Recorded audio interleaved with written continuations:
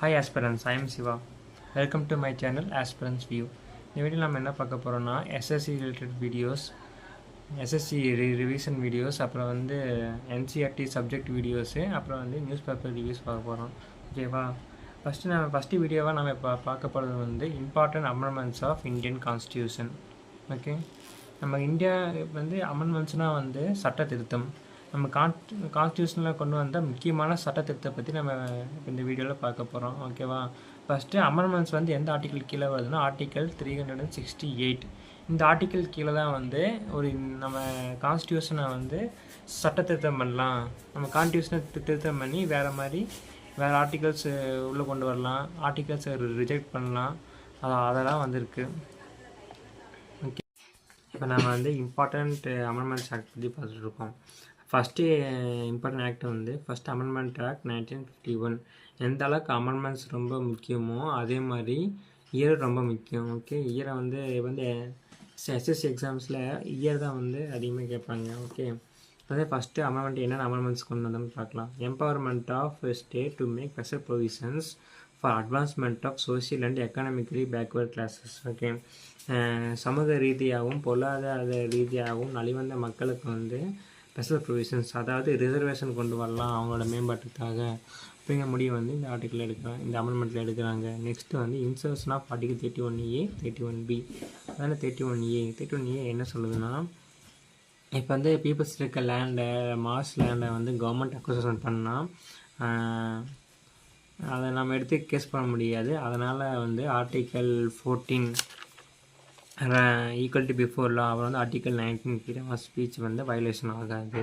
Okay, next பார்க்க போகிறது வந்து ஆர்டிக்கல் 31B. ஆர்டிக்கல் 31B என்ன சொல்லுதுன்னா, 9th ஷெடியூல் இருக்க ஆர்டிகல்ஸ் எகென்ஸ்டாக கவர்மெண்ட் எதிர்த்து நம்ம வந்து கேஸ் இஷ்யூ பண்ண முடியாது. ஓகே, இப்போ நம்ம பார்க்க போகிறது நெக்ஸ்ட்டு இம்பார்ட்டண்ட் ஆக்ட் என்ன, செகண்ட் அமெண்ட்மெண்ட் ஆக்ட் 1952. இது என்ன சொல்லுதுன்னா, readjustment of the scale of representation in the Lok Sabha by providing that one member could represent even more than 750,000 people. இந்த ஆக்ட் படி 1952 முன்னாடி வந்து ஒரு லோக்சபா மெம்பர் வந்து 750,000 பீப்புள்ஸ்க்குள்ளே தான் வந்து ரெப்ரசன்ட் பண்ண முடியும். இந்த ஆக்ட்க்கு அப்புறம் வந்து ஒரு லோக்சபா மெம்பர் வந்து 750,000 மேலே இருக்க பீப்புளை கூட ரெப்ரசன்ட் பண்ணலாம். ஆனால் ரிசல்ட் என்ன ஆச்சுன்னா, லோக்சபா மெம்பர்ஷிப் வந்து 552லேருந்து 550 வரை குறைஞ்சிருக்கு. ஓகே, இப்போ கரண்ட்டாக வந்து 553 லோக்சபா மெம்பர்ஸ் இருக்காங்க 2024 படி. ஓகே, நம்ம அடுத்த இம்பார்ட்டண்ட் ஆக்டான 7th அமெண்ட்மெண்ட் ஆக்ட் 1950 பற்றி பார்க்க போகிறோம். Abolition of existing classification of states into 4 categories. இந்த அமெண்ட்மெண்ட்டுக்கு முன்னாடி வந்து இந்தியாவை வந்து part A, part B, part C, part D தான் பிரித்து வச்சுருந்தாங்க. இந்த அமெண்ட்மெண்ட் பொறுத்து இந்தியாவை வந்து 14 ரெகனைஸ்டு ஸ்டேட்ஸாகவும் 6 யூனியன் டெரிட்டரிஸாக வந்து பிரிச்சுருக்காங்க. ஓகே, நெக்ஸ்ட் இம்பார்ட்டன்ட் அமெண்ட்மெண்ட் ஆக்டான 10th அமெண்ட்மெண்ட் ஆக்ட் 1961. இது என்ன சொல்லுதுன்னா, தாதா வந்து நாகர் ஹவேலி வந்து ஃபஸ்ட்டு போர்ச்சுகீஸ்க்கு கண்ட்ரோல் இருந்துச்சு. இந்த அமெண்ட்மெண்ட்டுக்கு அப்புறம் president of India Jawaharlal Nehru அவங்க வந்து சைன் பண்ணி தாதா வந்து நாகர் ஹவேலி வந்து இந்தியன் யூனியன் கீழே கொண்டு வந்தாங்க. ஓகே, அதே நெக்ஸ்ட்டு இம்பார்ட்டன்ட் அமெண்ட்மெண்ட் ஆக்ட் என்ன 15 அமெண்ட்மெண்ட் ஆக்ட் 1963. இது என்ன சொல்லுதுன்னா, ஹைகோர்ட் வந்து யார் வேணாலும் வந்து ரிட் இஷ்யூ பண்ணலாம். அவங்க வந்து ஜுடிஷியல் டெட்டஸ்டிக்குள்ளே இருந்தாலும் இல்லை வெளியே இருந்தாலும் அவங்க மேலே ரிட் இஷ்யூ பண்ணலாம். ரிட்னா என்னென்னா, ஒருத்தவங்களோட ஃபண்டமெண்டல் ரைட்ஸ் பாதிக்கப்படும் போது அங்கே நம்ம வந்து ரிட் போடலாம். ரிட்டு வந்து 5 டைப்ஸ். என்னென்னா, ஹேபிஸ் கார்பஸ். ஹேபிஸ் கார்பஸ் நீங்கள் ஜெய்பிஎம் படத்தில் பார்த்துருப்பீங்க. ஹேபிஸ் கார்பஸ், மேண்டாமஸ், ப்ரொஹிபிட்டட், கோவாரண்டோ, அப்புறம் வந்து செரிட்டோரி. ஓகே, தான் வந்து ரிட்டு. இதோட ஃபுல் டீட்டெயில்ஸை வந்து இன்னொரு வீடியோவில் நம்ம கண்டிப்பாக பார்ப்போம். நெக்ஸ்ட்டு வந்து அமெண்ட்மெண்ட்ஸ் இன் ஆர்டிகல் 297, 311, 316.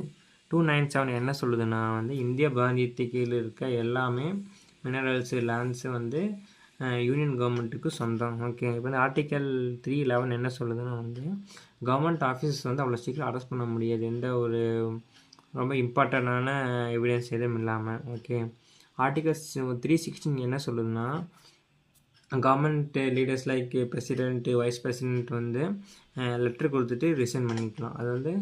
அதான் வந்து ஆர்டிகல் 316 சொல்லுது. இப்போ நம்ம நெக்ஸ்ட் இம்பார்ட்டன்ட் ஆக்ட் பற்றி பார்க்கலாம். 24th Amendment Act 1971 இது என்ன சொல்லுதுன்னா affirmation of the power of parliament to amend any part of the constitution.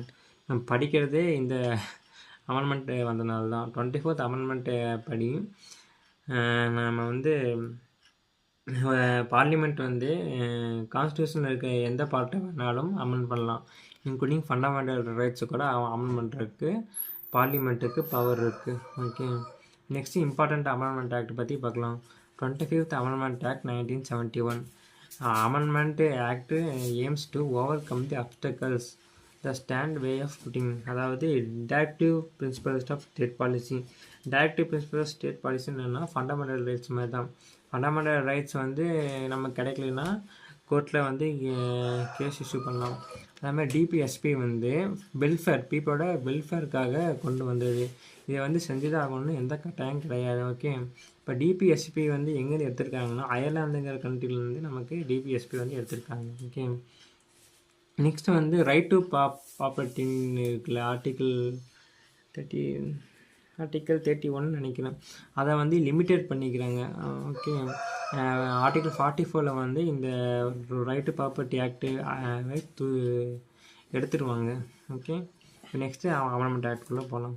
38 Amendment Act 1955 இது என்ன சொல்லுதுன்னா emergency was declared as non justifiable by the president of India.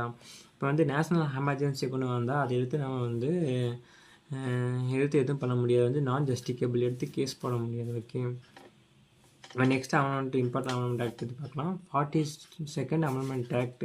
இந்த amendment act தான் வந்து 19 mini constitution சொல்கிறாங்க. இந்த ஆக்ட் வந்த வருஷம் வந்து 1976. இந்த இயர் மறக்காதீங்க, மேபி கேட்க கூட எக்ஸாம்பிள் கேட்க கூட சான்ஸ் இருக்குது. 1976. ஓகே, இந்த ஆக்டில் என்னென்ன அமெண்ட்மெண்ட்ஸ் கொண்டு வந்தாங்கன்னா ஃபஸ்ட் வந்து 3 நியூ வேர்ட்ஸ் ஆட் பண்ணிக்கிறாங்க இதில் பிரியாம்பலில். அது என்னென்னா socialist, secular, integrity, which are added in the preamble. Okay, next எனக்கு என்ன பண்ணிங்கன்னா ஃபண்டமெண்டல் டியூட்டிஸ் வந்து ஆட் பண்ணிக்கிறாங்க. அது வந்து 4th ஏங்கிற பார்ட்டில் வரும். ஓகே, ஃபண்டமெண்டல் டியூட்டிஸ் வந்து ஆட் பண்ணிக்கிறாங்க. நெக்ஸ்ட் வந்து tenure of Lok Sabha state legislative assemblies rise to 5 to 6 8.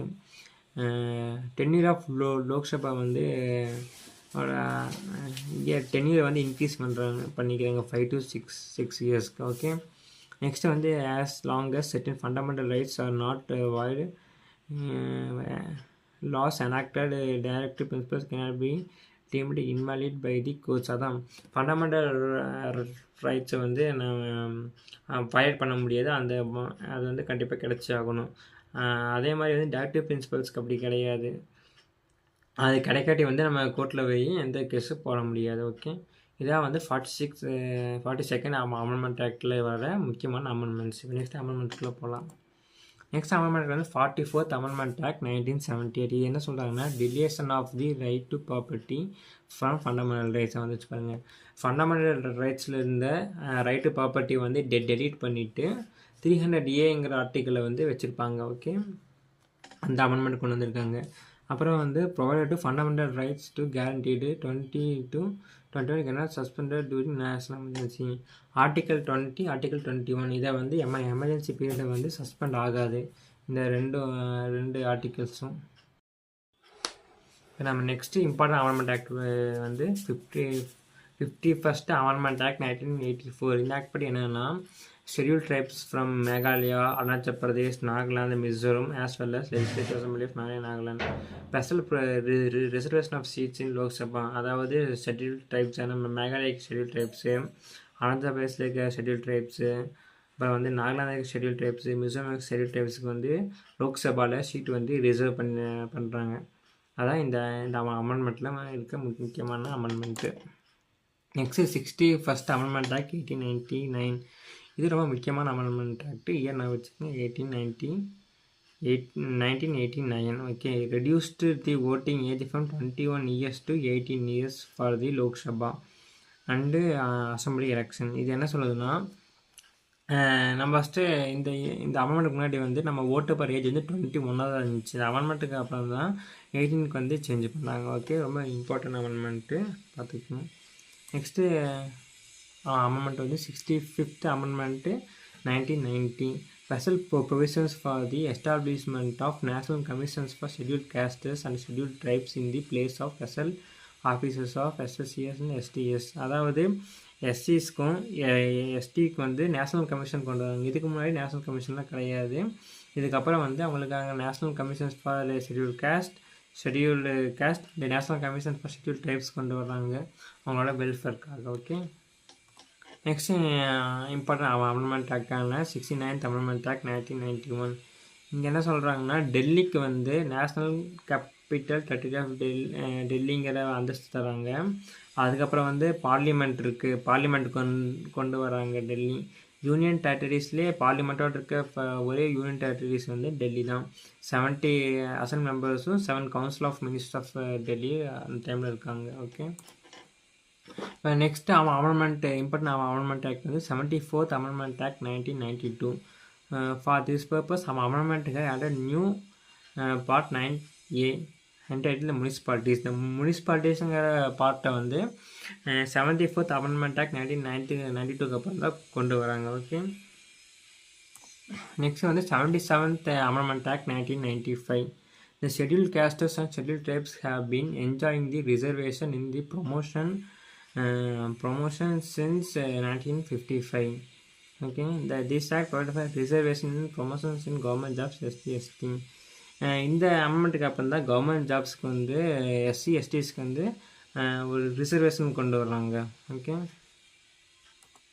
Next amendment ஆக்ட்னா 86th amendment act 2002. Okay, elementary education was fundamental right. அதாவது நான் பிறந்த வருஷத்தில் வந்து எலிமெண்ட்ரி எஜுகேஷனை வந்து ஃபண்டமெண்டல் ரைட்ஸாக கொண்டு வந்திருக்காங்க. ஓகே, அதுக்கப்புறம் addition of new fundamental duties under 51A. இது என்ன சொல்லுதுன்னா, ஒரு சைல்டோட பேரண்ட்ஸ் ஆர் கார்டியன்ஸ் அவங்க வந்து அந்த குழந்தை வந்து 14 இயர்ஸ் வரைக்கும் கண்டிப்பாக படிக்க வச்சுருக்கணும் அப்படின்னு சொல்கிறாங்க. இது வந்து அவங்களோட ஒரு ஃபண்டமெண்டல் டியூட்டின்னு சொல்கிறாங்க இந்த அமெண்ட்மெண்ட்டில். Okay, next amendment act 101st amendment act 2016. இந்த அமெண்ட்மெண்ட் ஆக்ட் என்ன சொல்கிறாங்கன்னா, introduction of goods and service tax. Okay, goods and service tax GST இந்த அமெண்ட்மெண்ட் ஆக்ட் வந்து அப்போ தான் கொண்டு வந்துடுறாங்க. இது எப்போ இம்ப்ளிமெண்டேஷன் பண்ணாங்கன்னா 2017 தான் எஃபெக்ட்டுக்கு வருது இந்த goods and service tax. Okay, இப்போ next 102nd amendment act 2018 provided constitution status of the national commission for backward classes. Okay, இந்த அமெண்ட்மெண்ட் படி தான் பேக்வர்ட் கிளாஸஸ்க்கு வந்து நேஷனல் கமிஷன் வைக்கிறாங்க. அதே மாதிரி ஷெட்யூல்டு கேஸ்டஸ்க்கும் ஷெட்யூல்டு ட்ரைப்ஸ்க்கும் வந்து எப்போது நேஷனல் கமிஷன் வர்றாங்கன்னு கொஞ்சம் பாருங்கள். இப்போ நெக்ஸ்ட் அமெண்ட்மெண்ட் ஆக்ட் வந்து 103rd அமெண்ட்மெண்ட் ஆக்ட் 2019. இது என்ன சொல்கிறாங்கன்னா, எக்கனாமிக்கலி வீக்கர் செக்ஷனுக்கு வந்து 10% ரிசர்வேஷன் தராங்க. 10% reservation in education institution including private education institution கூட எக்கனாமிக்கலி வீக்கர் செக்ஷனுக்கு வந்து 10% ரிசர்வேஷன் இருக்குது. நெக்ஸ்ட் இம்பார்ட்டன்ட் ஆக்டான 104th amendment act 2020 removal of reserve seats for Anglo Indian community in the Lok Sabha. Anglo இந்தியன்ஸ்க்கு வந்து ஃபஸ்ட்டு லோக்சபாவில் வந்து ஒரு ரிசர்வேஷன் சீட் இருந்துச்சு, அதை வந்து கேன்சல் பண்ணிட்டாங்க. ஓகே, நெக்ஸ்ட் வந்து 105th அமெண்ட்மெண்ட் ஆக்ட் 2020. இதை என்ன சொல்கிறாங்கன்னா, constitution act 2021 came to effect on 15th August 2021. 115th amendment act restores the power of state governments and union territories. அதாவது சோசியல் அண்டு அதாவது சமூக ரீதியாகவும் எஜுகேஷனல் ரீதியாகவும் பேக்வேர்ட் இருக்க கிளாஸஸ் வந்து கவர்மெண்ட் வந்து பார்த்து அவங்களுக்கு வந்து ரிசர்வேஷன் அதாவது அவங்களுக்கு வெல்ஃபேர் கொண்டு வர பொறுப்பு அவங்க யூனியன் கவர்மெண்ட்டுக்கும் ஸ்டேட் கவர்மெண்ட்டுக்கும் இருக்குது. ஓகே, நெக்ஸ்ட் வந்து லாஸ்ட் அமெண்ட்மெண்ட்னா ஆனால் 106th அமெண்ட்மெண்ட் ஆக்ட் 2020. இது என்ன சொல்லுதுன்னா, reservation act is law that reserve 1/3 of seats for woman இந்த Lok Sabha legislative assemblies, Delhi legislative assembly, Delhi legislative assembly, மற்ற ஸ்டேட்டோட லெஜிஸ்லேட்டிவ் அசம்பிளி, இப்போ லோக்சபா, இந்த எதாக இருந்தாலும் கவர்மெண்ட்ஸ்க்கு வந்து 1/3 ஆஃப் தி சீட்ஸ் வந்து கண்டிப்பாக இருக்கணும். ஓகே, அவ்வளோதான். இதான் வந்து ரொம்ப கான்ஸ்டியூஷனில் கொண்டு வந்த முக்கியமான அமெண்ட்மெண்ட்ஸ். இதோட ஃபஸ்ட்டு வீடியோ கொஞ்சம் ஃபாஸ்ட்டாக போய்க்கலாம். கொஞ்சம் ஸ்டாப் பண்ணி பேசியிருக்கலாம். ஓகே, நெக்ஸ்ட் வீடியோ வந்து கண்டிப்பாக ப்ராப்பராக வரும். வீடியோ கொஞ்சம் அப்படி தான் இருக்கும். தேங்க்யூ.